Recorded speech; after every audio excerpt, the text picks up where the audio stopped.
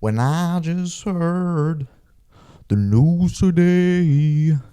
Welcome to the review of the month. This is November 2025.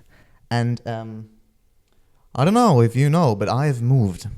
I'm now in sunny Fuerteventura. And it's been a crazy month. I've taken some notes. And I will present to you now what I've done and what kind of art I consumed and also produced. Well, this month was a lot of change. I moved, so it's evidently that there has been a lot of change happening lately. And it was also a month of a lot of goodbyes. I didn't take too many photos, but I drew a lot. So I guess that also counts. Oh, and as you could already witness, this was also a month of a lot of divorced dad rock. Well, so let's start with week one. In week one, literally the first day of November, I met two of my friends I studied with in my master's program, and we went for a matcha latte in the center of Munich.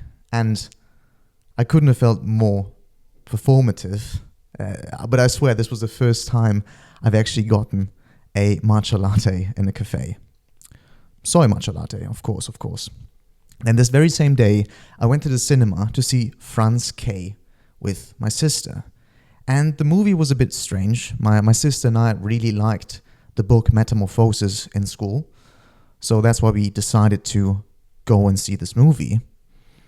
And in the movie, Franz's sister said something about Franz that kind of resonated with me. And I paraphrased it, so here you go. The quote is the following. Franz's idea of love is meeting a woman once, falling in love, and only writing letters thereafter. Because on the page, she can be the way he envisions her.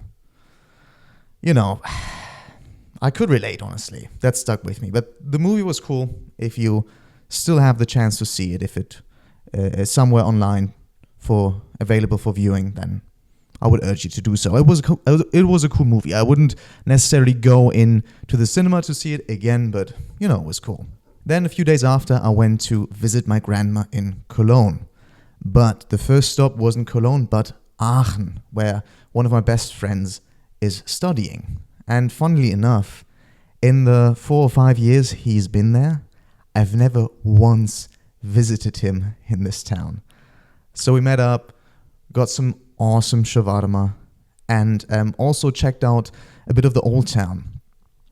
And in the cathedral, which was really, really pretty, it was more of a smaller Gothic cathedral. I really liked it. And flash photos are always prohibited in places like this, right? And as you know me, you know me as the photographer that I am, I took a flash photo by accident. And this is the flash photo. Me pulling away the camera whilst I noticed, when I noticed that I took something with flash. Kind of embarrassing, but the cathedral was cool. You can check it out. Then I went to Cologne to visit my grandma. And with my grandma, I walked a lot. And we also visited some of the old coal mines that are in this region of Western Germany, around Cologne. Went to Essen, to the old coal mine, and they have a big museum there. I took a really nice photo in the entrance hallway. I scanned my way through. I scanned my way in with an expired student ID because I wasn't technically a student anymore. Oh, right, yeah, I graduated my master's last month. But I still got in with the student discount, which was good. And then, after seeing the coal mines, we also went to another exhibition in Cologne, in the East Asian Museum of Art, which spoke to me because it was from a former calligraphy artist from China. The exhibition was called Ink Roaming, and the artist was called Pan. And funnily enough, he was actually there in the exhibition. The exhibition was awesome for me because it really mimicked what I like to see in art, a kind of abstraction, a bunch of calligraphy. You know, it was nice, and I chatted with the artist because he was there, and then suddenly came up to us and introduced himself, and we chatted a bit. I asked him about his art and how he names stuff, because that's what I'm always wondering. How do artists come up with names for their paintings, for their artworks? And he also told me that he doesn't really name them, but just if a collector is buying something or selling something from him, then he's forced to give the artwork a name, which, you know, I suspected that it was something along those lines. So it was nice to have that confirmed. And he was a really sweet guy. Charlotte Pan. Oh, here's also a funny picture I took of my grandma. I think that was the evening of the same day that we went to this exhibition, and we came home and it started raining. And my grandma just pulled out a plastic bag she had in a handbag and put it on her head. And I don't know how, but there was some wind going, and it inflated. She looked like an alien. It's one of my favorite photos from this trip. I think it's so funny. Then at the end of the week, I also visited a friend from Erasmus in Duisburg. She lives in Duisburg, and it was really nice catching up with her. She's also coming with another friend around Christmas time. So really, really hyped to see both of them again. It was such a nice day. We went around Duisburg, saw a bunch of landmarks, environmental sculptures, I would say. And the whole town is also pretty industrial, but it was honestly better looking than I expected. It had some charm. All right, that was week 1. Quite a lot that I've done there. Week 2 and 3 were a bit more monotonous. I did a lot of working. I gave workshops for exercise and movement for kids aged 10 to 12. And this is where I spent week 2 and 3, mainly on the road in different towns. For example, in Würzburg, I was for 5 days. And there I spent some time with my colleagues and worked and was tired. Also went to a bunch of different gyms during that time because, you know, I was traveling. I couldn't go to my hometown gym. And I saw some awful stuff. Like some of these gyms, even in bigger cities, they are awful. I didn't like it. I like a small, more familiar gym and not just something very anonymous in a big town. But I know some people don't have the choice, so, you know, I guess I'm also a cheapskate. I also go to like an inexpensive gym, so I get it. There was also during week 2 and 3 a 5-day period of time where I was extremely unhappy with my art. I wrote it into my notes app that, you know, I had like some creative block and I just didn't feel good about my art. I also didn't take many photos. I think that was my problem. I just didn't force myself to do anything because my art, for example, it's not hard to do, right? I carry this little notebook around, and whenever I'm bored, I just pull it out, something random pops into my head, and I draw it.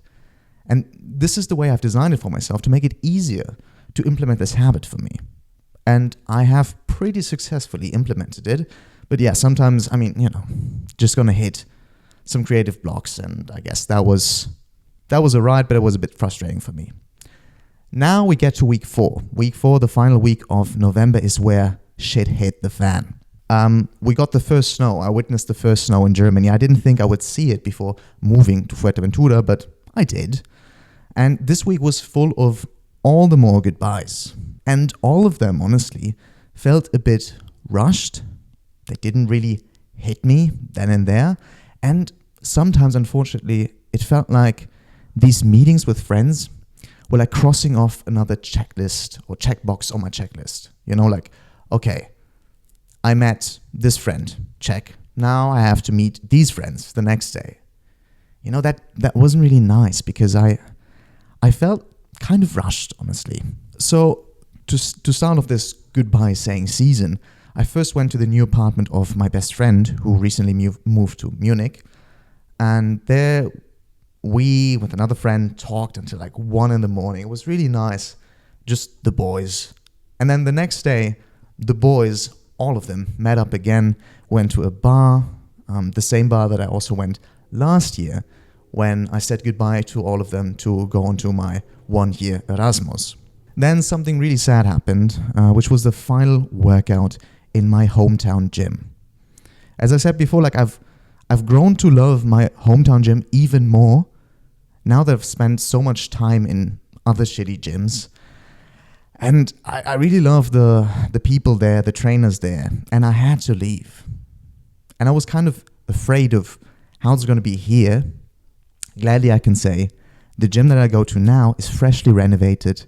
I've already made 3 gym bros, like in 2 days. What's going on? Such nice people, really nice equipment. I like it, honestly. It's a good gym. I made a good choice.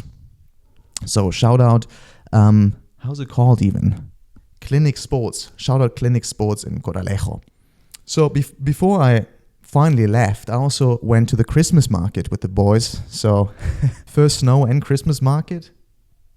I got into the Christmas spirit and then snapped right back out of it when I came here. Packing all of my luggage was a bit tougher than it needed to be because I messed up the booking 3 months ago. I don't know what I did, but I could only bring 35 kilograms and I had 2 suitcases for it. And getting that one suitcase, like one I packed with 20 kilograms and the other one, getting that 15 kilograms, oof, that was tough. And some things I couldn't bring. And why was that tough, you might ask? Well, I guess it might not be hard for some of y'all, but your boy is collecting cups. I'm a sucker for some like coffee mugs, and I brought all of them. Yeah. I think that was at least like 5 kilograms worth of mugs. The last 2 days still in Germany before my flight, it started to hit me and I got a bit nervous. I couldn't really fall asleep that easily and it got a bit on my nerves. The travel day itself was all smooth sailing. I sat next to a Bavarian grandpa and I mean, he basically talked the whole 4 hours. And meanwhile, whilst chatting with him, I was also reading through the bachelor thesis of one of my best friends to correct it a bit, right? So that was fun. And when I got here, I unpacked all of my luggage in 1.5 hours, record time. I was hyped up on caffeine, low on food. I was just speedy. Then I went shopping on a long beach walk afterwards. And then the next day I went to the gym, which I loved, as I already told you. And I also went into my local bookshop and just yapped with the local bookshop owner. I mean, it's not easy for me here to, just go up to strangers and talk to them. Honestly, I still feel a bit awkward doing it, but what else is there to do, right? I just moved here. I don't know anyone, so I gotta talk to people in order to connect, right? But it was really nice. I saw all the clientele in his bookstore were all British people, exactly my cup of tea, work-wise. So I asked him if I could lay out the flyers for my Nordic walking club I want to start for the elderly in my neighborhood in his store. And he said, yes, I can lay out some flyers there, which was awesome. So shout out John. Fun guy. I like him. What else is there? Oh yeah, here in Fuerteventura now, it really hit me, right? Like, it was a weird roller coaster of emotions. Sometimes I feel really confident and on like a high after a new conversation with a new person. And also when like pushing a bit out of my comfort zone, and then other moments of the day I'm feeling like completely isolated, completely alone. And it is also still hard for me to go places alone, right? For example, yesterday I went to El Cotillo to watch the sunset just on my own, and the drive was awesome. I jammed in the car, sang along to some of my favorite songs, and then the car ride back was also awesome. The sun had already set, it was blue hour, I was listening to Rufus du Sol, awesome shit, right? But whilst I was there, looking out onto the horizon line, with all these people next to me, couples next to me, I don't know, I just felt a bit more, just a bit isolated, honestly. And yeah, I guess that's how it is. But then one thing I noticed, because yesterday evening I went out for street photography in the city because I didn't know what else to do with me. I didn't want to sit inside, so that's why I grabbed the camera and went out. And I chatted with a local homeless musician, took a Polaroid portrait of him. His name is Francesco. And I noticed that with the camera around my neck or in my hand, I do feel a lot more confident. It's much easier to talk to people if my reason for approaching them is photography. Like it's really weird. But yeah, I guess that was the month. What I learned from it overall, I mean, to summarize it all, is it never comes the way you expect it, which I already know. And that's why I didn't plan much in anticipation of moving here. Like I knew it's going to be different anyways, but it was even more different than the little planning I had done. I don't know if that made sense, but yeah, plans always change, right? But yeah, guys, go out, do some stuff, and I'll see you in December for the first full month of living on this sunny island. See you then. Take care. Ciao, ciao. With arms wide open under the sunlight,